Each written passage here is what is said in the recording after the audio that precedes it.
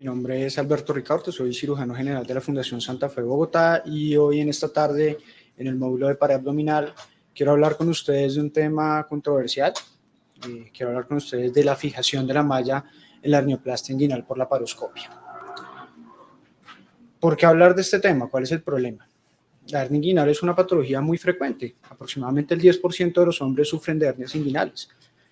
La hernioplastia inguinal es uno de los procedimientos más frecuentes en cirugía general. De 30.000 a 100.000 hernioplastias se hacen en los países del primer mundo, de donde recogemos los datos de la literatura médica usualmente, y se estima que hasta 2 millones de hernioplastias se hacen a nivel mundial anualmente. La hernioplastia inguinal por laparoscopia tiene ya más o menos 30 años de antigüedad. Desde los 90 ha evolucionado la técnica abierta a la cirugía de mínima invasión. La hernioplastia inguinal por laparoscopia nos da múltiples ventajas. La primera es tener una visión extendida y muy buena del orificio miopectíneo de Frouchot y la posibilidad de descartar y manejar cualquiera de las hernias que se presentan en esta localización anatómica, ya sea por una técnica transabdominal preperitoneal, como lo estamos viendo en esta foto, o sus extensiones, o por la técnica totalmente extraperitoneal y sus extensiones, como el ETEP, muy famoso en nuestro medio. ¿Qué nos ha enseñado esta técnica durante 30 años? Uno, que es igual de eficiente de la técnica abierta en cuanto a términos de recurrencia. Sin embargo, nos presenta algo de mejorías en cuanto a la calidad de vida y puntualmente en cuanto a la posibilidad de retornar al trabajo, y en alguna literatura se reporta menor dolor postoperatorio. Nosotros como comunidad quirúrgica y como cirujanos siempre tendemos a tener una necesidad de continua mejora, de ofrecer un mejor tratamiento a nuestros pacientes. ¿Cómo medimos ese mejor tratamiento para nuestros pacientes? En desenlaces que a mi modo de ver pueden ser primarios o secundarios. Los primarios, pues básicamente es que el paciente no vuelva a tener hernia, la recurrencia. Para este desenlace pues, ha tenido un impacto muy alto desde la aparición de las prótesis inguinales. Y para que estas prótesis funcionen hemos tenido que adaptar ciertas puntos de nuestra técnica quirúrgica, como el tamaño de la malla que usamos, el material de la malla que usamos, qué tanto se contrae, qué diseño tiene, qué material utiliza, cuál es la anisotropía y cómo trabaja con nuestro cuerpo. Pero sobre todo desde el inicio de la técnica se habló de la fijación de la misma para evitar desplazamiento y posible recurrencia.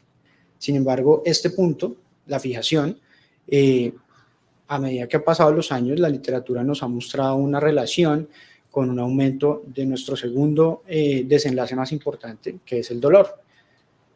Es tan importante el dolor que se ha reportado entre un 10 y un 54%. Puede ser agudo en el postoperatorio inmediato, al primer día de la semana, o puede ser crónico y se define como dolor después de 3 meses de la cirugía. Claramente la relación causal entre la fijación y el dolor puede estar explicado por la lesión nerviosa. Usualmente se reportan lesiones de la rama genital, del nervio genitofemoral o del nervio femorocutáneo lateral. También cuando se utiliza la fijación invasiva, pues puede haber osteitis púbica y eso generar problemas en el postoperatorio de nuestros pacientes. No solamente esta puede ser la causa del dolor cuando llevamos pacientes a hernioplastas inguinales por laparoscopia.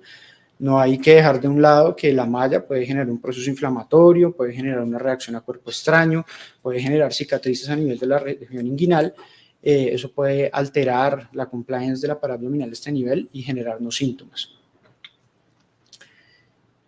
¿Cuáles son los mecanismos de fijación que tenemos disponibles actualmente? Pues la fijación se puede clasificar en invasiva y no invasiva. La invasiva, como ven acá, puede ser absorbible o no absorbible y puede tener diferentes diseños y materiales. Cuando hablamos de fijaciones no absorbibles, pues el material más recurrente es el titanio, y cuando hablamos de fijaciones no absorbibles, pues puede ser polioxanona o otro tipo de material que se reabsorba.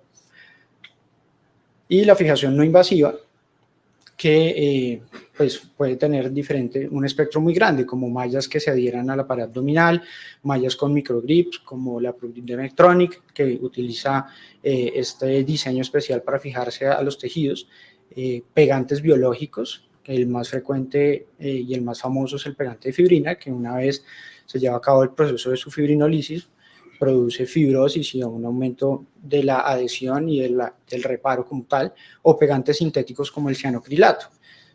Ambos se utilizan desde hace ya muchos años, 20 o 30 años, y están disponibles para el uso de nuestras técnicas quirúrgicas. Entonces, la primera pregunta que deberíamos resolver es: ¿debo fijar la malla? Hace más de 10 años aparecen metaanálisis que estudian si se debe o no fijar la malla. Este estudio evalúa 6 estudios randomizados, más de 700 pacientes y más de 900 hernias, y solo reporta 4 recurrencias. Si uno analiza estas gráficas de Forest Plot, el primer gran mensaje que se puede llevar es que no hay una diferencia significativa en cuanto a recurrencias si uno fija o no fija la malla. Entonces, es un mensaje que es importante y que se va a ir repitiendo en la literatura médica a partir de este estudio. El segundo es que, a pesar de lo que nosotros buscábamos, inicialmente no pareciese haber una diferencia en cuanto a dolor, ni agudo ni crónico, en los primeros metaanálisis que se publicaron. Y eso pues, era desconcertante.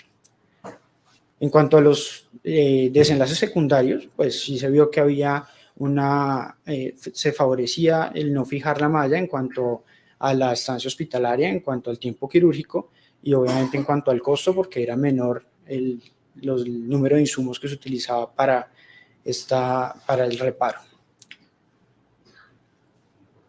Encontramos cada vez más estudios y más pacientes. Este metaanálisis ya tiene 8 estudios randomizados, más de 1.300 pacientes, más de 600 pacientes en cada una de las ramas, y ya empieza a tener en cuenta la técnica quirúrgica. De los primeros metaanálisis se centraban sobre todo en la técnica extraperitoneal. Este ya empieza a tener estudios de transabdominal perperitoneal y nos muestra más o menos el mismo mensaje. No hay una diferencia en cuanto a la recurrencia ni una diferencia en cuanto al dolor. Entonces, digamos que en cuanto al primer de nuestros desenlaces, podríamos empezar a concluir que no hay necesidad de fijar la malla y que no vamos a tener una ganancia secundaria en cuanto al dolor. Sin embargo, a medida que pasa el tiempo y hay más pacientes, más estudios, este metaanálisis ya tiene 3 estudios con más de 4.000 pacientes, 1.700 pacientes con fijación, otros 2.000 sin fijar. Ya nos muestra que con el tiempo y con el mayor número de pacientes sí empieza a haber una diferencia significativa en cuanto al dolor agudo cuando no se fija la malla. Eso se repite y los estudios más recientes que comparan la fijación y no la fijación nos repiten el mismo mensaje cada vez que hay publicaciones. No hay una diferencia entre la recurrencia, hay menos dolor agudo cuando no se fija la malla, y estos estudios más recientes ya empiezan a ver la importancia y el papel del tipo de malla que se utilice, el material que se utilice, favoreciendo las mallas de polipropileno y haciendo una referencia puntual a la importancia de las mallas autoexpandibles y anatómicas en el uso de la técnica quirúrgica sin fijar. Se ha probado que el desplazamiento sin fijar la malla no es importante. Hay múltiples estudios que lo han evaluado con ecografía, con radiografías, pero sobre todo este que es muy famoso, que es un estudio de Klaus, donde no solamente por los resultados que arrojó, sino por lo creativo del estudio, se ponían clips metálicos en la malla y se medían a los 30 días del posoperatorio, viendo como referencia las vértebras del sacro, y haciendo mediciones en el eje X y Y para ver si había desplazamiento o no. Y lo que arrojó este estudio es que el desplazamiento era tan mínimo, de 1 a 3 milímetros. En realidad no había un desplazamiento importante cuando no se fijaba la malla. Entonces, por ahora, lo que podemos decir es que podríamos no fijar la malla sin tener que preocuparnos por la recurrencia y que tendríamos algo de ganancia en cuanto al dolor. Pero si uno todavía se preocupa y quiere ofrecer algo de seguridad al paciente y quiere fijar la malla de todas maneras, ¿con qué debería fijarla? Lo mismo, hace más de 10 años empiezan a haber metaanálisis que comparan las fijaciones invasivas contra las fijaciones no invasivas en cuanto a términos de dolor, recurrencia y el resto de desenlaces secundarios. Al inicio pocos estudios aleatorizados, más estudios observacionales, más o menos 600 pacientes que se pueden comparar con brazos de 300 en cada uno. Lo que nos muestra es que nuevamente no hay diferencia en cuanto a la recurrencia. Sin embargo, claramente el uso de fijaciones no invasivas disminuye el dolor, pero esta vez no solamente agudo, sino crónico, a costa de un mayor costo por el uso de los sellantes de fibrina, que para ese entonces seguramente tenían un precio muy alto en el mercado.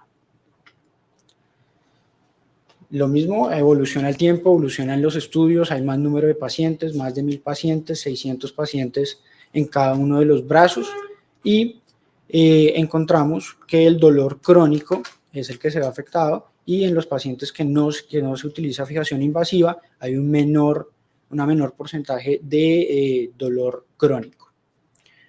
Esto pues lo podemos analizar en las gráficas de los metaanálisis. De aquí en adelante, los metaanálisis nos empiezan a hacer anotaciones en cuanto a otras cosas que tenemos que tener en cuenta para definir si el dolor está relacionado con esto o no, como características del paciente, si el paciente tiene comorbilidades que puedan afectar en eso, como neuropatía diabética, si el paciente tiene dolor previamente, si tiene otras patologías psiquiátricas como depresión, y otros aspectos con relación a la cirugía como tal, si hay hematomas, si hay infección o si hay alguna otra complicación que puedan afectar el dolor, no solamente la fijación. Sería inocente pensar que solamente la fijación es el aspecto que tiene que ver con la aparición de dolor en los pacientes. De aquí en adelante empiezan a aparecer un montón de estudios que nos repiten el mismo mensaje: no hay diferencia en la recurrencia, hay menor dolor crónico, pero uno empieza a notar detalles en cuanto a la clasificación de las hernias, en cuanto al seguimiento, y hay dos cosas que preocupan puntualmente: qué hacer con las hernias grandes, qué hacer con las hernias de más de 5 centímetros. ¿Por qué? Porque en todos los estudios tienden a ser fijados con fijación invasiva, pues por el riesgo y el miedo a la recurrencia, y los seguimientos son muchas veces hasta los 24 meses, no hay seguimientos a largo plazo, a 5, a 10 años, que nos permitan pensar que esta tendencia de que no va a haber recurrencia se pueda mantener en el tiempo.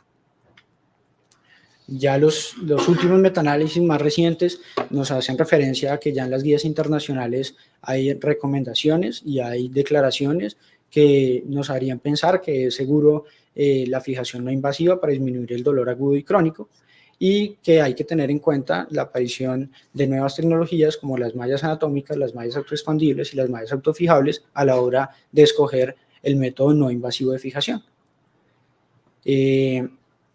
Obviamente, los pegantes de fibrina y los pegantes sintéticos tienen un costo importante en nuestro medio, y cuando se comparan no muestran una diferencia significativa en cuanto a la recurrencia, en cuanto al dolor, manteniendo el mensaje que hemos escuchado en las publicaciones anteriores, pero el costo puede llegar a ser importante.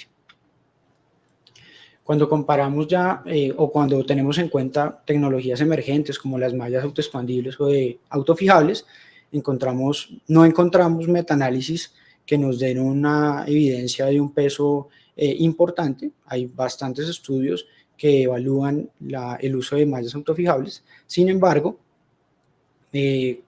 nos muestran un mensaje muy similar a la disminución del dolor posoperatorio agudo, sobre todo, pero a costa de un mayor tiempo operatorio comparado con la fijación invasiva. Esto es un estudio del grupo de cirugía mínimamente invasiva acá de la Fundación Santa Fe. Es la experiencia de técnica extraperitoneal con malla autofijable de más de 200 pacientes, que es concordante con esta evidencia, con un muy bajo dolor agudo. Prácticamente no hay dolor crónico, pero a expensas de un mayor tiempo quirúrgico. ¿Qué nos dicen entonces las guías internacionales en cuanto a fijar, no fijar y con qué fijar?